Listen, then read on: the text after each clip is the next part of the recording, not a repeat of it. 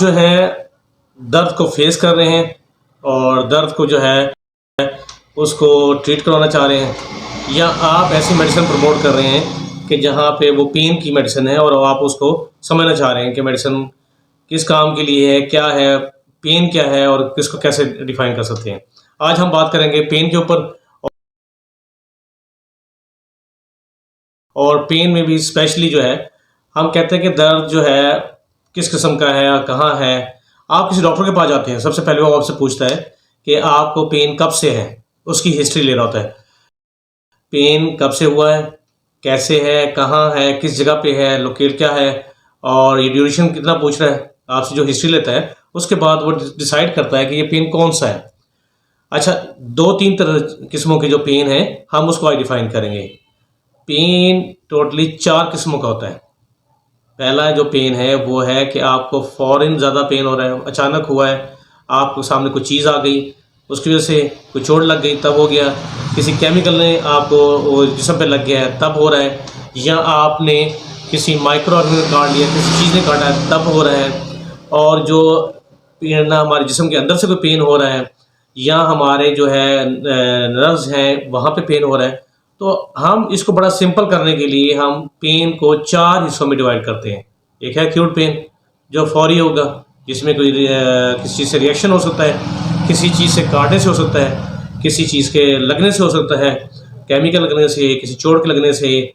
और उसमें होगा कि जो रिफ्लेक्स होगा वो 2 तरीके से होगा। पहला ये है कि आपका फ़ौरन आप उस जगह से हटेंगे जहाँ पे ये आपको पेन शुरू हुई है। फ़र्ज़ करें किसी केमिकल ने लगा है तो फ़ौरन आप उसको साफ़ करने की कोशिश करेंगे, किसी चीज़ ने काटा तो फ़ौरन हटाएँगे वहाँ से। और जो अगर कोई चोट लगी है तब भी आप उसको ठीक करने की कोशिश करेंगे।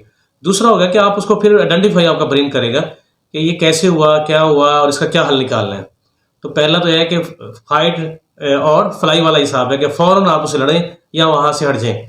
और इसमें ये ज़्यादातर होता है कि चोट लगने से होता है, या किसी के काटने से, या किसी के रिएक्शन की वजह से हो सकता है, या बॉडी के अंदर से हो सकता है। तो ये एक्यूट पेन है। दूसरा जो पेन आता है वो होता है क्रॉनिक पेन। आपको काफ़ी अरसे से पेन चलता आ रहा है और वो ये है कि भाई किसी वजह से हुआ है, किसी डिज़ीज़ से हुआ है और वो लंबा अरसा है, और उसकी आप देखते हैं कि ये जो पेन है ये लॉन्गर देन जो है वो 10-15 दिन हो गए हैं, और ऐसा हुआ है, वो बढ़ता जा रहा है और वो परसिस्ट कर रहा है। तो ये जो क्रॉनिक जॉइंट पेन हो सकता है, अर्थराइटिस पेन हो सकता है, और ये जो है कैंसर रिलेटेड पेन हो सकता है, या बॉडी एक पेन हो सकता है। तो ये लंबा अरसा चलती हैं, तो इसको ट्रीट भी उसी हिसाब से हमने करना होता है।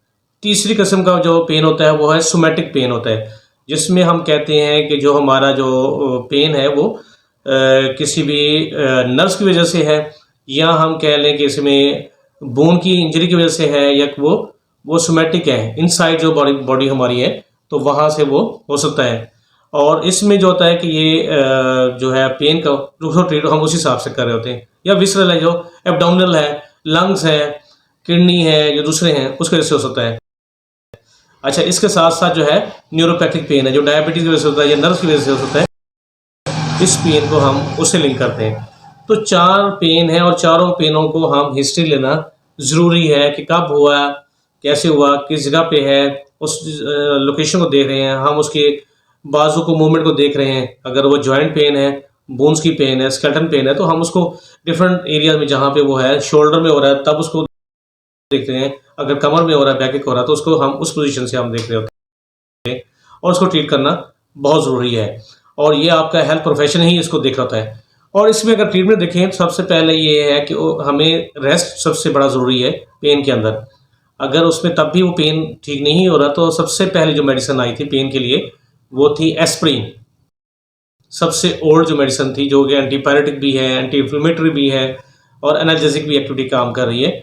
और लेकिन ये कि वो ये मेडिसिन अरसा दराज से सालों से चलती आ रही है, लेकिन ये कुछ टाइम के बाद हमने देखा कि कुछ लोगों को इससे एलर्जी होती है, रिएक्शन होता है, और इसको टॉलरेट नहीं कर रहे होते। तो हमें कुछ और मेडिसिन पे जाना पड़ा, जिसमें हम एसिटामिनोफेन है, पैरासिटामोल की बात करते हैं, हम मेफेनिमिक एसिड, हम फेंडीन की बात करते हैं, आइबुप्रोफेन की बात करते हैं, हम बात करते हैं डिक्लोफेन सोडियम, डिक्लोरान की, वोरम की बात कर रहे होते हैं, या हम बात करते हैं तो पैरोजिक है, हम जो है ब्रेक्सिन की बात कर रहे हैं। तो हम जो उसकी डिफरेंट जो ना आगे जो क्लासेस थी हम उनको देखते हैं। अब बात यह है कि जितनी भी बाद में जो क्लासें आई हैं पेन किलर, वो महंगी हैं और उसका ड्यूरेशन डिफरेंट है एज़ कम्पेयर टू जो पहली मेडिसिन जो तो चीपर थी, सस्ती थी और उसका यूज़ भी ज़्यादा आसान था। अब जो मेडिसिन है वो हम देखते हैं कि वो 6 घंटे के लिए, 10 घंटे के लिए, 12 घंटे के लिए, गैस्ट्रिक ना हो, कार्डियक इशू ना हो, उसको हमें देखते हुए हमें उस हिसाब से हमें मेडिसिन एडजस्ट करनी पड़ती है। तो सबसे पहले हमने मेडिसिन को पेन को समझना है, पेन की काज को समझना है, क्यों हुआ, कहाँ से हुआ, और उसी तरह उसकी हमने टाइप्स को समझना है और देन जो है वो हमने उसको ट्रीट करना है। तो बेस्ट तो ये है कि आपका जो फिजिशियन है वो उसको ट्रीट करे। अगर नहीं आप खुद से कर रहे हैं तो आपको पहले पेन को समझते हुए उसको ट्रीट करना ज़रूरी है। और स्पेशली वो पेशेंट जो है जो रीनल है, लीवर के पेशेंट है, किडनी के पेशेंट है, या कोई इनसाइड बॉडी में जो पेन हो रहा है वहाँ के जो पेशेंट है उन्हें अपने फिजिशियन के बगैर इस्तेमाल करें। मैं हूँ डॉक्टर नदीम, डॉक्टर मेडसांस क्लिनिक से बात कर रहा हूँ और इंशाल्लाह नेक्स्ट टॉपिक पे बात होगी। लास्ट जो हमारा टॉपिक था वो MND जो मोटर न्यूरॉन डिजीज़ पे था और बड़ा अहम था। इंशाल्लाह अगर आपको टाइम मिले तो उस पर भी विजिट करें और हमारे चैनल्स को कंटिन्यू देखें कि हमारी जो पिछली वीडियोस हैं वो हेल्थ से रिलेटेड आपको कितनी हेल्पफुल है। स्पेशली जो स्किन ग्लो के ऊपर है, जो एब्डोमिनल पेन के ऊपर है और डिफरेंट जो डिजीज़ के ऊपर है, आप ज़रूर उसको देखें और उस पर अपने कमेंट से हमें आराम से दुआ करें। शुक्रिया। अस्सलाम वालेकुम।